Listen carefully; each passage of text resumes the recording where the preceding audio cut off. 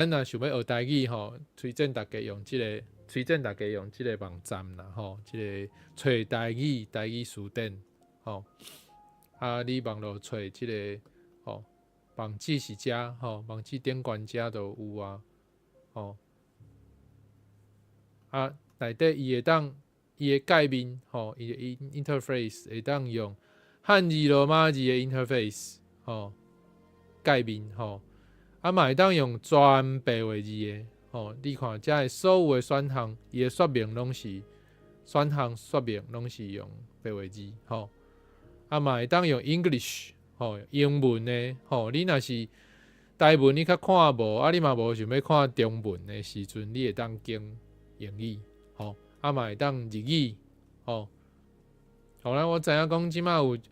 袂少人啊，像我家己嘛是安尼。我的手机啊、电脑、我的 Facebook、我的社交媒体、我的电脑，基本上我甲所有的设定吼，就是 default， 就是你一个拍开，伊就是使用英语吼。英语基本上就是对我来讲，我的想法是讲，我就是正做练习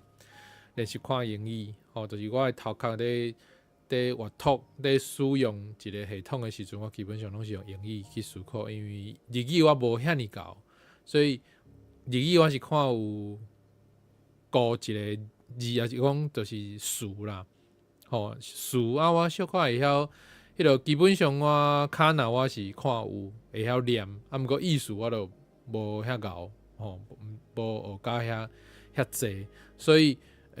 真有可能会摇毋着吼。大部分时间我是用摇一寡是看日本戏剧豆豆吸收迄个语序安怎使用，基本的使用啦。所以我看英语对我来讲较简单，所以我就直接我甲我所有使用的电子系统，我所有网络的系统使用的系统全部拢经英语吼。安尼互我就毋免我考中文才通生活安尼。因为英文的界面甲白话字的界面，基本上看起来对我来讲拢是共款的，都是拢罗马字吼。对我来讲，这就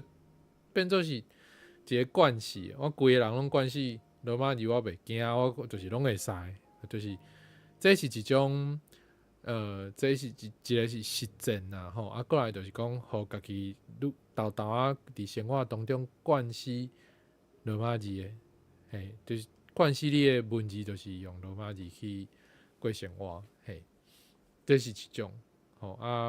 互大家参考啦。你嘛会当安尼使用，嘛会当安尼去做这无讲一定安怎，就是看你方便